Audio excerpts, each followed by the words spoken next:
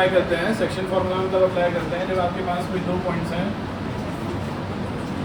Let's suppose A and B, इनके coordinates आपको पता है x1 y1, बी के कोऑर्डिनेट्स आपको पता है x2 y2, इन दोनों को ज्वाइन करती हुई लाइन ए बी, इनके बीच में कहीं एक कोई पॉइंट आ रहा है जिसको हम नाम दे रहे हैं सी, जो कि इस लाइन को दो रेशो में, दो पार्ट्स में डिवाइड कर देता है। क्या रेशो थी वो? m1 ratio m2। जो पॉइंट है सी, उसके कोऑर्डिनेट्स क्या लेट किए थे? x, y। क्या लेट किए थे? x, y। ओके, तो ये हमारे पास एक पूरी लाइन है जिसमें x1 y1 a के कोऑर्डिनेट्स हैं, x2 y2 b के कोऑर्डिनेट्स हैं, सी पॉइंट कहीं भी लाई कर सकता है। अच्छा, कुछ बच्चों को ये रहता है मिसकंसेप्शन कि जो सी है वो बिल्कुल बीच में लाई कर रहा है, ऐसा कुछ नहीं है, सी कहीं भी लाई कर सकता है, इसलिए मैंने बीच से थोड़ा इधर भी बनाया। ओके, सी के कोऑर्डिनेट्स क्या है? x, किस रेशो में डिवाइड करता है? किस रेशो में? उसके बाद मैंने आपको बताया था कि अगर आपको इस पॉइंट सी के कोऑर्डिनेट्स निकालने हैं, डेट मीन्स x और y निकालना है, तो आप क्या करेंगे? डायरेक्ट सेक्शन फॉर्मूला लगाएंगे, m1 x2 plus m2 x1 upon m1 plus यहाँ पर m1 y2 plus m2 upon m1 plus, ये फार्मूला क्या कहलाता है? Section formula. ये सेक्शन फार्मूला आपने याद रखना है और इसी के ऊपर क्वेश्चंस करने हैं। कल हमने फर्स्ट क्वेश्चन कर लिया था ना इसके ऊपर बेस, याद है सभी को? क्वेश्चन नंबर 2 में आपसे कहा गया है find the coordinates of the point of trisection. 1 तो हमारा हो चुका था कल, अब हम सेकंड देख रहे हैं। Find the coordinates of the point of trisection. Trisection मतलब 3 इक्वल पार्ट्स में बांटना। ये किस किस को पहले से बता हुआ है? ट्राइसेक्शन का मतलब होता है 3 इक्वल पार्ट्स में बांटना। बाइसेट का मतलब होता है 2 इक्वल पार्ट्स, ट्राइसेट का मतलब होता है 3 इक्वल पार्ट्स। ध्यान रखोगे इस चीज़ का, ठीक है? तो ट्राइसेक्ट अगर वो कर रहा है तो इसका मतलब 3 इक्वल पार्ट्स में वो लाइन डिवाइड हो रही है। Trisection of the line segment joining this and this. आपके पास दो पॉइंट्स हैं, लेट्स सपोज एक का नाम ए, एक का नाम बी। ए के कोऑर्डिनेट्स कितने हैं? 4 -1। बी के कोऑर्डिनेट्स कितने हैं? -2 -3। -2, ए से बी तक आपने एक लाइन बना दी इनको ज्वाइन करते हुए। ये लाइन कितने पार्ट्स में डिवाइड हो रही है? 3 पार्ट्स। इक्वल या अनइक्वल? Equal parts. तो ये लाइन 3 इक्वल पार्ट्स में डिवाइड हो रही है। लेट्स सपोज यहाँ पर P पॉइंट है और यहाँ पर Q पॉइंट है। ओके, P के अपने कोऑर्डिनेट्स होंगे तो उसके कोऑर्डिनेट्स को क्या मान लिया? x, y। Q के अपने कोऑर्डिनेट्स होंगे तो उसके कोऑर्डिनेट्स को क्या मान लिया? a, 3 इक्वल पार्ट्स में डिवाइड हो रही है लाइन, तो 1 1 1। अगर कभी आपके पास इक्वल पार्ट्स में डिवाइड होती है ना, तो रेशो 1:1 लेकर चलते हैं। क्या लेकर चलते हैं? 1:1, क्योंकि रेशो निकालते हैं हम, जैसे m1 अपॉन m2 निकालते हैं। अगर m1 और m2 इक्वल हैं, अगर किसी केस में m1 और m2 क्या है? इक्वल पार्ट्स में लाइन को डिवाइड कर रहा है, तो m1 और m2 कट जाएंगे और क्या बचेगा? 1। क्या बचेगा? 1/1। तो इसलिए कभी भी आपको बाइसेक्ट वाला या ट्राइसेक्ट वाला क्वेश्चन देखने को मिलता है तो उसमें आप रेशो खुद से क्या लेकर चलते हो? 1:1। अगर 2 है तो 1:1, अगर 3 है तो 1:1:1। तीनों को 1 1 1 मान लिया। यहाँ तक किस किस को क्लियर हो रही है? विनायक को भी क्लियर हो रही है? चलिए, यहाँ पर फोकस रखेंगे और समझेंगे। मैं इसी क्वेश्चन को 2 पार्ट्स में डिवाइड करूँगा। ये क्वेश्चन मेरा एक्चुअली में 2 पार्ट्स में ही है। एक तो आपको P के कोऑर्डिनेट्स बताने और एक Q के कोऑर्डिनेट्स, क्योंकि ये 3 पार्ट्स में डिवाइड हुई है लाइन।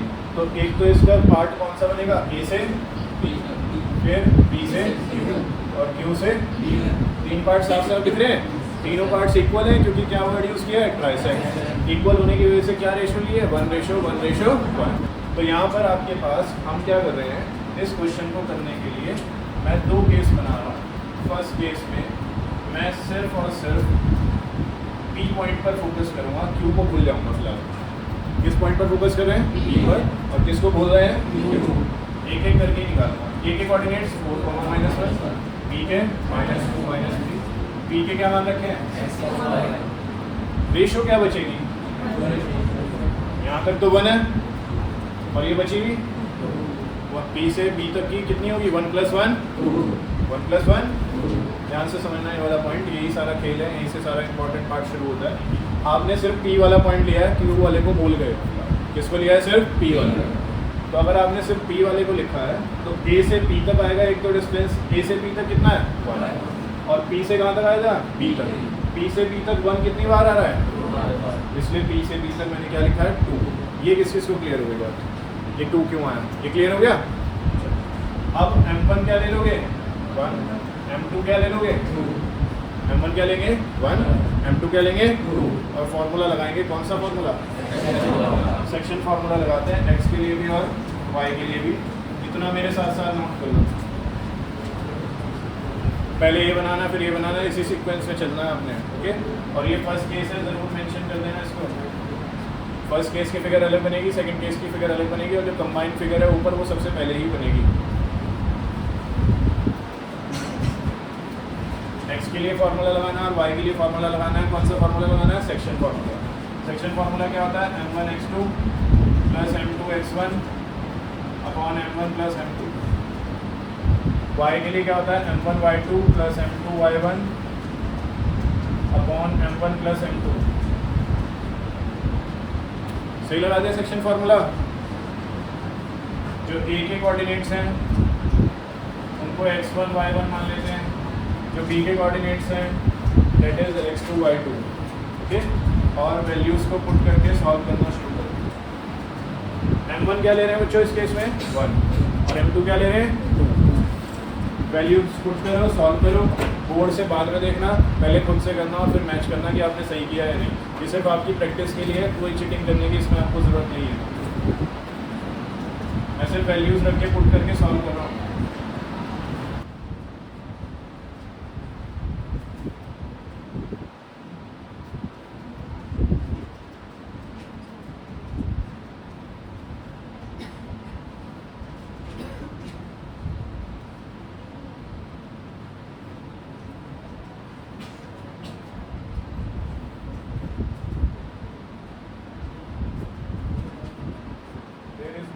Of discussion.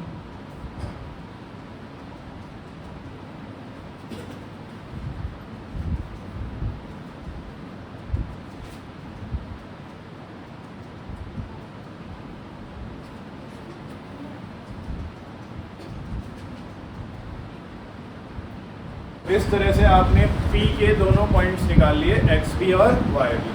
P के कोऑर्डिनेट्स आ गए, X वाला भी और Y वाला भी। अब सेम चीज़ आप किसके लिए करोगे, Q के लिए। किसके लिए करोगे, Q के लिए। तो अब आप सेकंड केस की फिगर बनाएं, ठीक है। करें शुरुआत।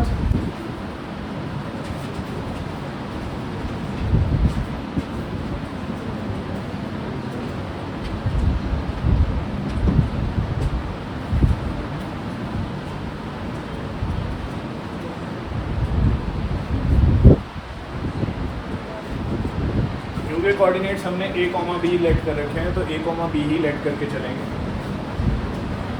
रेशो क्या लेंगे इस बार, a से q तक।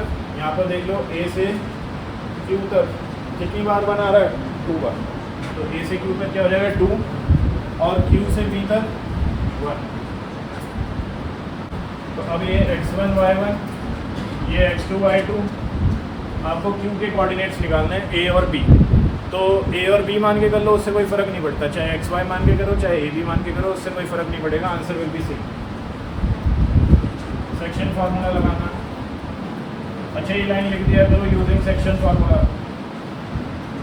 फर्स्ट केस में हमने नहीं लिखी थी तो वहाँ भी मेंशन कर देना यूजिंग सेक्शन फार्मूला। a के लिए भी लगाना है और b के लिए भी लगाना है। फॉर्मूला क्या है आपके पास, m1x2 plus m2x1 upon m1 plus m2।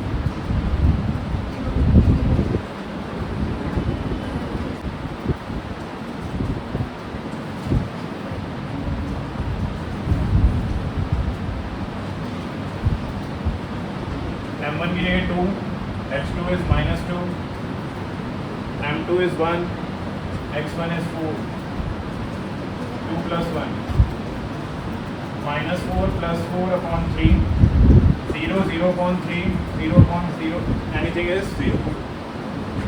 Kartik Sharma हो गए पूरा, बस वाला सही नहीं कर दिया मैंने।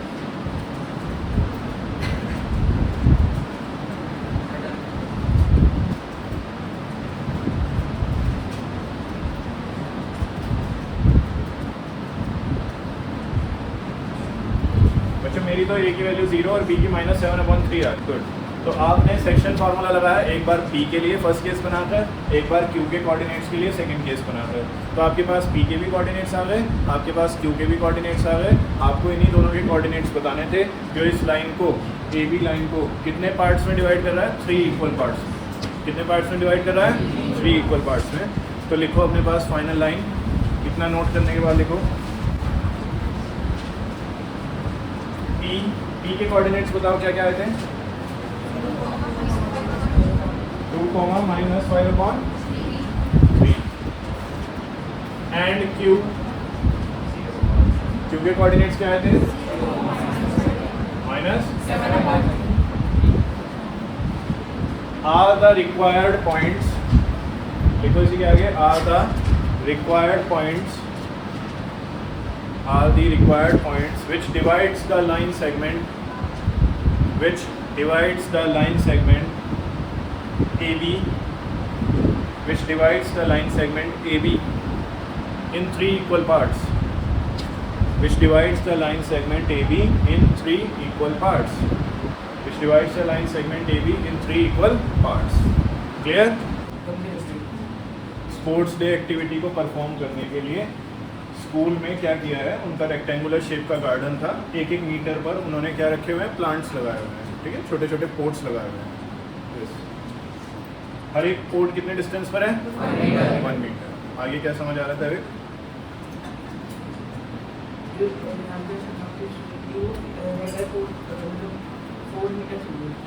1/4 डिस्टेंस कवर किया उसने एडी वाली लाइन का। निहारिका जो है उसने कितना डिस्टेंस कवर किया है?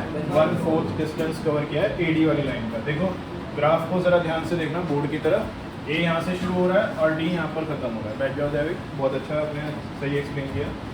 कहाँ से शुरू हो रहा है ग्राफ? ए से, और यहाँ पर कहाँ पर जा रहा है? ये डी पर। हर 1 मीटर के बाद क्या रखे हुए हैं? पोट्स रखे हुए हैं, फ्लावर पोट्स रखे हुए हैं। और कितने फ्लावर पोट्स हैं? तो डी पर कौन सा फ्लावर पोट रखा हुआ? 100। तो ए से डी तक का डिस्टेंस कितना हो गया? ये कितने बच्चे एग्री कर रहे हैं इस बात से? ए से डी तक का 100 हो गया। तो ए डी कितना आ गया? 100। ये कलर विजिबल है पीछे तक? दिख रहा है लिखा हुआ? कोई दिक्कत तो नहीं इसमें? ए डी कितना आ गया? 100। अब निहारिका ने रनिंग शुरू करी, उसने 1/4 डिस्टेंस कवर किया एडी का ऑन दी सेकेंड लाइन। कौन सी लाइन पर भाग रही है निहारिका? तो उसका एक्स एक्सिस कितना हो जाएगा? 2 हो जाएगा। कोऑर्डिनेट्स ऑफ निहारिका लिखने की कोशिश कर रहा हूँ मैं, जरा बोर्ड पर समझते जाना, नोट बाद में करना। बहुत ही अच्छा क्वेश्चन है, इंपॉर्टेंट क्वेश्चन है। कोऑर्डिनेट्स ऑफ निहारिका देख रहे हैं। एक्स एक्सिस पर वो कौन सी लाइन में चल रही है? 2। तो उसका एक्स कोऑर्डिनेट क्या हो गया? 2। एडी वाली लाइन पर उसने कितना डिस्टेंस कवर किया है? 1/4। कितना? 1/4। तो 1/4 ऑफ एडी, 1/4 ऑफ एडी कितना आता है? 25। तो डेट मीन्स वाई एक्सिस पर, ये वाई एक्सिस ही तो माना जाएगा। ये एक्स एक्सिस था, ये वाला वाई एक्सिस। वाई एक्सिस पर कितना डिस्टेंस कवर हुआ है उसका? 25। वाई एक्सिस पर 25। तो निहारिका के कोऑर्डिनेट्स क्या आ गए बच्चों? 2,25। ये निहारिका के कोऑर्डिनेट्स आ गए। जिसको नहीं समझ आया दोबारा फोकस करना। नेक्स्ट एथलीट पर देख रहे हैं। Preet runs 1/5 distance of the line AD on the 8th line. Preet कौन सी लाइन से शुरू कर रही है? 8th लाइन से। ठीक है, तो एक्स एक्सिस पर उसका कितना हो गया? 8। Coordinates of Preet. X axis Preet का कितना हो गया? 8। और एडी वाली लाइन का कितना कवर किया उसने? 1/5। तो 1/5 of AD, 1/5 of AD that is 1/5 of 100 that is 20। तो वाई एक्सिस कितना हो गया उसका? Y coordinate 20। तो आपको निहारिका के भी कोऑर्डिनेट्स पता चल गए और प्रीत के भी कोऑर्डिनेट्स पता चल गए। यहाँ तक किस किस को क्लियर होगा? कैसे कोऑर्डिनेट्स निकाले, ये क्लियर हो गया? फिर निहारिका के पास ग्रीन फ्लैग था, प्रीत के पास रेड फ्लैग था। वो इन दोनों फ्लैग्स के बीच का डिस्टेंस पूछ रहे हैं। तो अगर आपको फ्लैग्स के बीच का डिस्टेंस बताना है तो आप कौन सा फार्मूला लगाओगे? वो तो आपको सभी को आता है, फर्स्ट एक्सरसाइज में हमने किया हुआ है ना। तो पहले इतना नोट करो और फिर डिस्टेंस फार्मूला लगाओ। डिस्टेंस बिटवीन ग्रीन फ्लैग जो निहारिका ने लगाया एंड रेड फ्लैग जो प्रीत ने लगाया, इनके बीच का डिस्टेंस निकालना है अपने।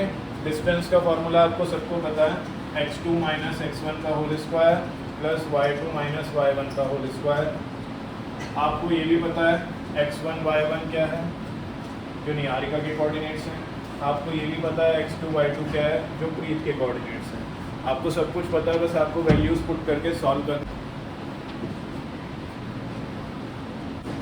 आपके पास निहारिका के कोऑर्डिनेट्स कितने थे, बोलो। 2, आपके पास प्रीत के कोऑर्डिनेट्स कितने थे, 8, निहारिका और प्रीत के बीच में जो लाइन है, अगर मैं निहारिका और प्रीत को ज्वाइन करती हुई एक लाइन बनाऊं तो वो ऐसी लाइन बनेगी, यस और नो। आपको ये बताना है कि इनके बीच का कितना डिस्टेंस था, वो आपने निकाल लिया। कितना है डिस्टेंस, कितना, ये किस किस का मैच हो रहा है, कोई दिक्कत तो नहीं इसमें।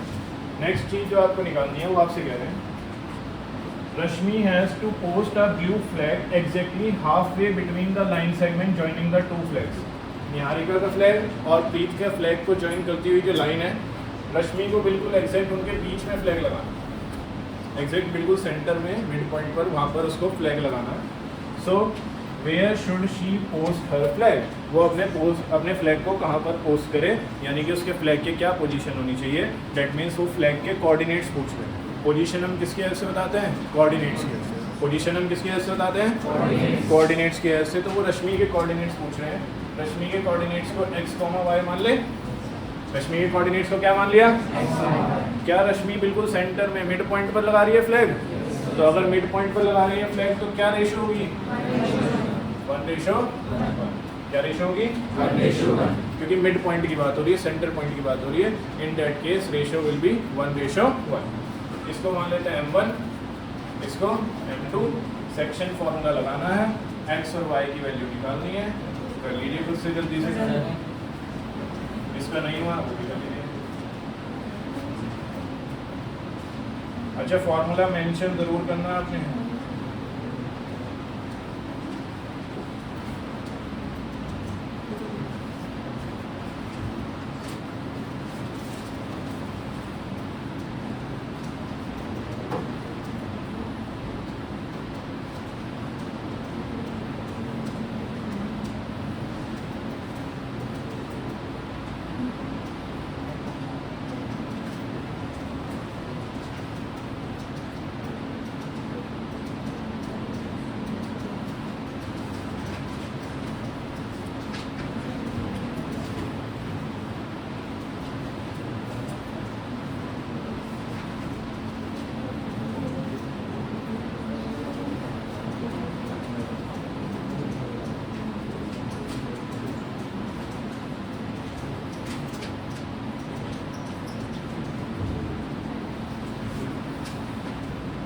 रश्मि के कोऑर्डिनेट्स आ गए आपके पास।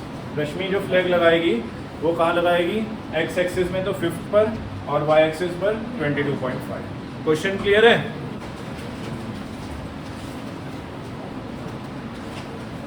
दोनों एप्लीकेबल हैं, आगे कोई सा भी लगा सकते हो। क्वेश्चन नंबर 4 में कहा है find the ratio in which, ratio निकालनी है आपको, डेट इज m1/m2 निकालना है, m1:m2 निकालना है।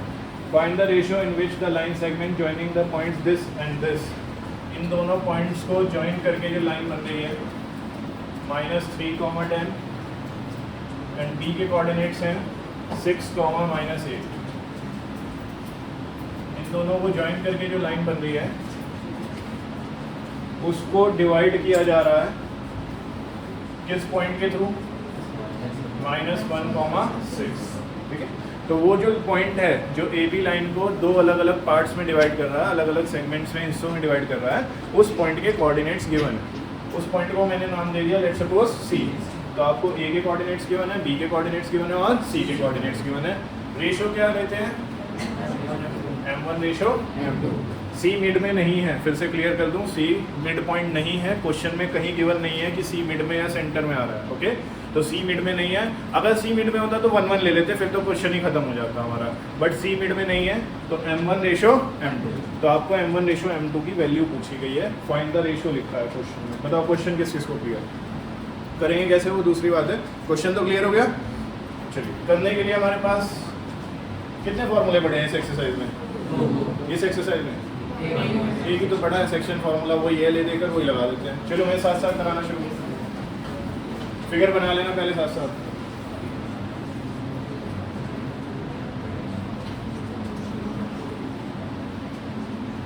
सिर्फ करना है, बात नहीं करनी, क्वेश्चन करना।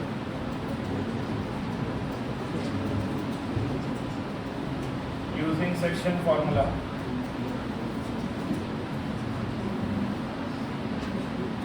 x m1 x2 plus m2 x1 upon m1 plus m2 y m1 x2 plus m2 x1 upon m1 plus m2। सही लगा दिया सेक्शन फार्मूला, वैल्यूज पुट करते हैं। बताओ क्या गलती करी है? y आना चाहिए था और क्या लिख रखा है? तो इस तरह की गलतियां भी हो जाती हैं। अगर मेरे से हो सकती है तो आपसे भी हो सकती है, इसलिए अपने क्वेश्चन को एक बार रिवाइज जरूर कर लिया करो। जब भी नेक्स्ट स्टेप लिखते हो उससे पहले वाले से मैच कर लिया करो कि सही भी है या नहीं। ठीक है, वैल्यूज पुट करते हैं।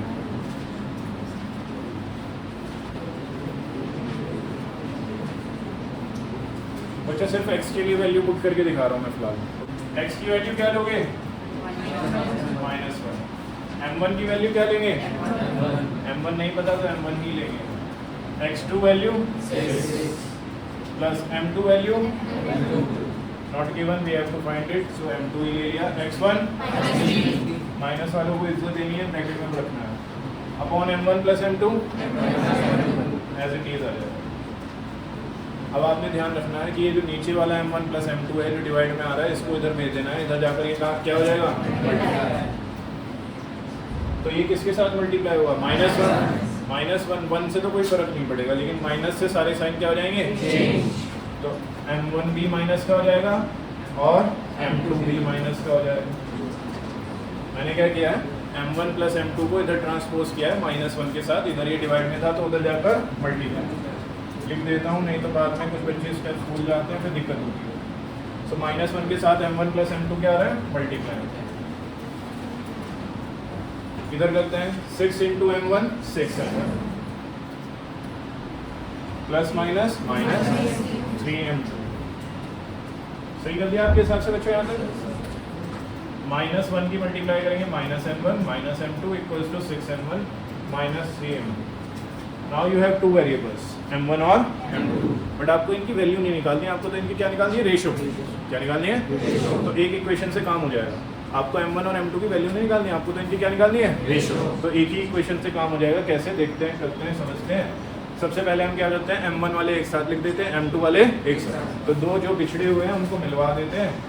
ये m1 यहाँ पर अकेला बैठा था, इसके पास ये वाला m1 भिजवा देते हैं। 6m1 उधर प्लस का था, इधर आकर माइनस का हो जाएगा।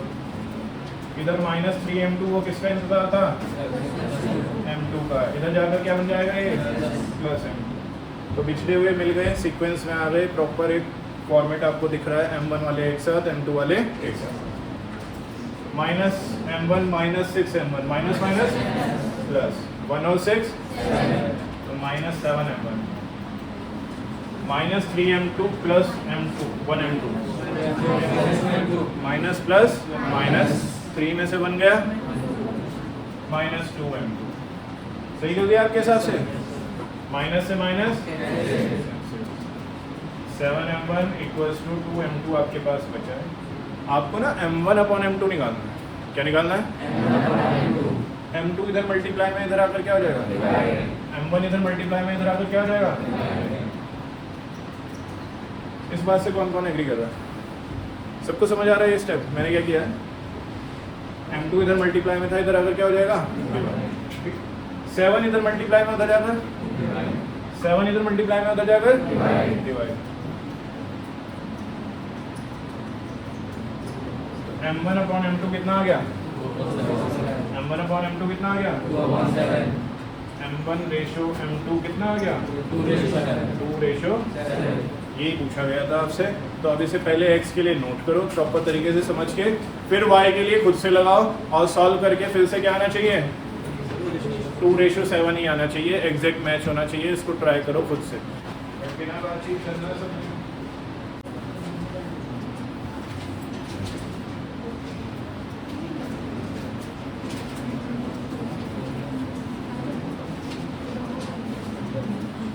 वाई के लिए जिसने लगाया होगा, जिसका गलत आ रहा होगा, प्लीज़ बोर्ड से मैच कर लीजिएगा। जिसका हो गया है वो भी बोर्ड से मैच कर लीजिएगा कि आपने पूरा ठीक किया है। वाई की वैल्यू आपने रखी हुई 6, M1 आपको नहीं पता, Y2 की -8, M2 आपको नहीं पता, Y1 की 10 अपॉन M1 प्लस M2। ये M1 प्लस M2 उधर जाकर 6 के साथ मल्टीप्लाई में आएगा, दोनों के साथ मल्टीप्लाई होगी 6 की, तो ये बन जाएगा 6M1 plus 6M2 equals to, इधर बनेगा -8M1 प्लस 10M2। इसके बाद नेक्स्ट स्टेप, पिछड़े हुए को मिला देना, M1 को M1 से और M2 को M2। ये 8M1 इधर आकर प्लस हो जाएगा, ये 6M2 इधर आकर माइनस हो जाएगा। M1 लाइक टर्म्स है, ऐड हो जाएंगी 14M1, ये लाइक टर्म्स है, माइनस हो जाएंगी 4M2। M2 उधर मल्टीप्लाई में इधर आकर डिवाइड हो जाएगा। हालांकि मैं ये डायरेक्ट भी लिख सकता हूँ, सीधा एक्सचेंज ही तो करना होता है, बट फिर भी मैं आपको समझाने के लिए बता रहा हूँ कि M2 इधर था मल्टीप्लाई में, इधर आकर क्या हो जाएगा डिवाइड। 14 इधर मल्टीप्लाई में था, उधर आकर डिवाइड होगा। 4/14 को सॉल्व करेंगे, कैंसिल करेंगे, 2:7 आ जाएगा। हो गया बच्चों ये? कोई दिक्कत तो नहीं? This was the first method कि आप M1 और M2 मानकर उसको कर रहे हो। क्या आपको क्लियर हो गया ये?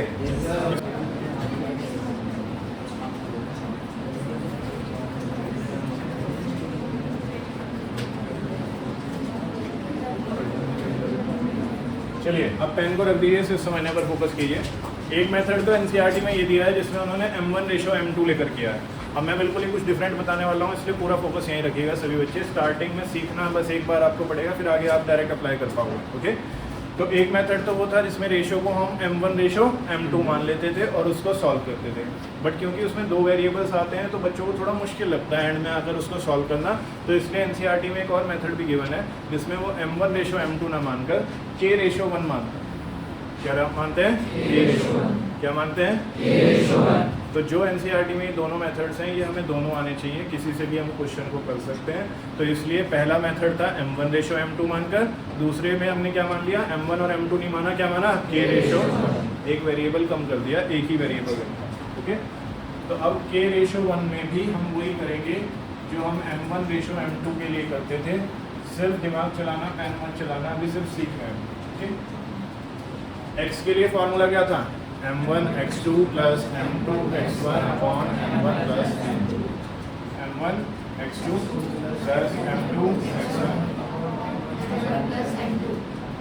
क्या अभी मैं M1 और M2 लिखूं? क्या लिखूं? K:1।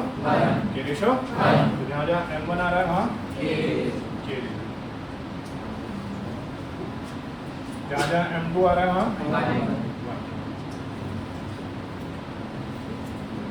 क्या सही कर दिया मैंने? जहाँ M1 था वहाँ K, जहाँ M2 था वहाँ 1, ऊपर भी और नीचे भी। वैल्यू पुट करते हैं सॉल्व करने के लिए। x की वैल्यू कितनी लेंगे, -1, K हमें नहीं पता, x2 की वैल्यू कितनी लेंगे, 6 प्लस 1 इंटू x1 की वैल्यू -3, माइनस वालों को इज्जत देनी है, ब्रैकेट में बंद करना है, अपॉन K+1, ये K+1 डिवाइड में होता जाकर मल्टीप्लाई, -1 के साथ मल्टीप्लाई में आ जाएगा K+1, इधर क्या बचेगा, K × 6, 60। अंदर सीधा ध्यान दो बेटा, K × 6 is 60, plus minus 1 3 -3, minus K -1, 6K minus K वाले को K वाले के पास भेज देते हैं और कांस्टेंट को कांस्टेंट के पास भेज देते हैं। ये तो हमें अच्छे से आता है, पिछड़े हुए को मिला ना, -3 + 1 सही कर दिया मैंने। साइंस का ध्यान रखना, बस जब इनको ट्रांसपोज करते हो तो साइन की गड़बड़ नहीं होनी चाहिए। -7K माइनस माइनस प्लस हो जाता है ना, तो ये 1 और 6 7, इधर माइनस से माइनस 7 इधर मल्टीप्लाई में हो जाएगा, K की वैल्यू कितनी आ गई, तो K:1 क्या हो जाएगा, के रेशो 1 क्या आ जाएगा, अपॉन में 1 आ रहा है तो अपॉन में 1 उधर कुछ फर्क ही नहीं पड़ेगा, तो के रेशो 1 क्या आ जाएगा 2/6। आंसर सेम आएगा, बस मेथड थोड़ा सा डिफरेंट है और उससे आसान है। उसमें 2 वेरिएबल्स चल रहे थे तो बच्चों को कंफ्यूजन रहता था, इसमें वेरिएबल ही एक है के, तो इसको सॉल्व करना भी आसान है। सेकंड मेथड डालकर दोबारा से फिगर बनाना और फिर करना। सेकंड मेथड हेडिंग बनाकर दोबारा से फिगर बनाना, दोबारा से सब कुछ लिखना, फिर नोट करना। ओके, ये क्वेश्चन एग्जैक्ट वैसा ही है जैसा हमने फोर्थ क्वेश्चन किया है। इसमें भी आपको रेशो निकालनी है सबसे पहले। क्या निकालनी है? Ratio. Either you can do it by m1 ratio m2 और you can do it by k ratio 1 as your wish. दोनों से आंसर सेम आता है, चाहे m1 रेशो m2 से करो चाहे k रेशो 1 से करो। क्लियर?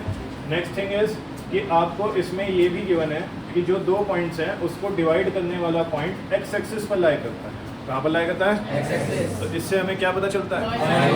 y 0 होना चाहिए। अगर कोई पॉइंट x एक्सिस पर लाई करता है तो उसका y 0 होना चाहिए, और अगर y एक्सिस पर लाई करता है तो x वाला 0 होना चाहिए। राइट? तो चलते हैं, समझते हैं इसको क्वेश्चन को।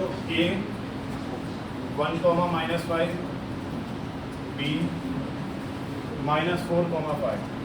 अच्छा, one more important thing is कि अगर उसने पॉइंट्स को नाम नहीं दे रखा तो आप कुछ भी ले सकते हो, लेकिन अगर उसने पॉइंट्स को नाम दे दिया तो फिर आप वही लोगे, उसके अलावा आप कुछ और चेंज नहीं कर सकते हो। ठीक है? तो a और b उसने नाम दिया हुआ था। इन दोनों पॉइंट्स को एक पॉइंट डिवाइड कर रहा है। हमें नहीं पता उस पॉइंट के कोऑर्डिनेट्स, लेकिन हमें ये पता है कि वो x एक्सिस पर लाई करता है। तो x एक्सिस पर लाई करता है तो उसके कोऑर्डिनेट्स होंगे x, 0। उसका y एक्सिस ऑटोमेटिकली क्या हो जाता है? 0, because it lies on x axis. किस रेशो में डिवाइड करना है हमें नहीं पता। बताओ, k रेशो 1 से करूँ या m1 ratio m2? k ratio 1 थोड़ा इजी पड़ता है बच्चों को, तो k रेशो 1 से कर देते हैं। ठीक है, सीख लेते हैं। अच्छा, एक और बात बताओ, x की वैल्यू पता है या y की? इसकी वैल्यू पता है? तो सेक्शन फॉर्मूला x के लिए लगाऊं या y के लिए? y के लिए लगाऊंगा ना, जिसकी वैल्यू पता है उसके लिए तो लगाऊंगा ताकि सॉल्व कर सकूं। दोबारा बता रहा हूँ, यहाँ पर ये x और y है। x की वैल्यू तो पता ही नहीं है, तो फिर x के लिए फॉर्मूला लगाने का कोई फ़ायदा नहीं है। किसके लिए लगाएंगे? y के लिए, क्योंकि y की वैल्यू पता है और आपको क्या निकालनी है? रेशो। तो सेक्शन फार्मूला x के लिए ना लगाकर किसके लिए लगाएंगे? y के लिए। m1 इंटू x2 होता है तो k into m1 into y2 होता है तो k इंटू y2 हो जाएगा, प्लस m2 इंटू y1 होता है तो 1 into -1 into y1 upon m1 plus m2 होता है तो k प्लस 1। मैंने कुछ भी नहीं किया, मैंने जहाँ जहाँ m1 आ रहा था वहाँ k रखा है फॉर्मूला में, और जहाँ m2 आ रहा था वहाँ 1 रखा है। अगर इसमें कोई डाउट आ रहा है तो पूछ लो। अर्णव का क्लियर है आपको? ये जहाँ जहाँ फॉर्मूले में m1 आता है वहाँ k रखा है, जहाँ जहाँ m2 आता है वहाँ 1 रखा है। आयुष क्लियर है? प्रखर, सॉल्व करते हैं। y 0, k we have to calculate, y2 is ये x1 y1, ये x2 y2, y2 is 5, y1 is -5 upon k plus 1। बताओ बच्चों, k प्लस 1 कहाँ गया? कहाँ गया यार, कौन बता सकता है? कहाँ गया, कहाँ गया, कौन बता सकता है? उधर चला गया। उधर किसके पास चला गया? 0 क्या छोड़ेगा उसको? 0 से मल्टीप्लाई करके क्या बना देगा? ये 5 इधर भेज दो, प्लस का हो जाएगा। ये 5 इधर भेज दो, डिवाइड में आ जाएगा। k की वैल्यू कितनी आ जाएगी? तो उस हिसाब से k रेशो 1 कितना हो जाएगा? 1 रेशो 1। k रेशो 1 कितना हो जाएगा? 1 रेशो। तो फाइनल आंसर लिखेंगे बॉक्स में बंद करके, k ratio 1 equals to 1 ratio 1। Question अभी कंप्लीट नहीं हुआ है, क्वेश्चन में कुछ और भी पूछ रहे हैं। Also find the coordinates of the point of division. ये जो पॉइंट ऑफ डिवीजन है दैट इज C, इसके आपको कोऑर्डिनेट्स भी निकालने हैं। कोऑर्डिनेट्स निकालना है मतलब x की वैल्यू फाइंड आउट करनी है। तो अब आपको दोबारा से सेक्शन फार्मूला लगाना है, इस बार किसके लिए? x के लिए। किसके लिए? y की वैल्यू तो ऑलरेडी पता ही थी, y की वैल्यू से तो आपने सॉल्व भी किया है। अब आपको क्या निकालना है? x। दोबारा बता रहा हूँ, सुनना ध्यान से। पॉइंट ऑफ इंटरसेक्शन किसकी वजह से आ रहा है? C की वजह से। C के कोऑर्डिनेट्स क्या है? x, 0। y की वैल्यू तो आपको पता थी, y की वैल्यू से आपने m1 रेशो m2 यानी कि k रेशो 1 निकाल लिया। अब वो आपसे x की भी वैल्यू निकालने को कह रहे हैं, तो x की वैल्यू निकालने के लिए आप फिर से क्या लगाओगे? Section formula. हो जाओ शुरू जल्दी से। जिसका नहीं हुआ वो भी कर लो डन।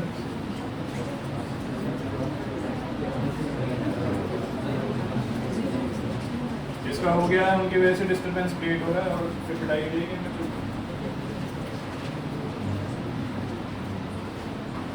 तो फॉर्मूला सेम है, बस जहाँ जहाँ y आ रहा था मैंने x कर दिया और कोई चेंज नहीं किया। x हमें निकालना है। k कितना आया था बच्चों? k कितना आया था? x2 कितना है? -2। x1 कितना है? 1। k 1 आया था तो 1 रख दिया। -4 + 1/2 -3/2।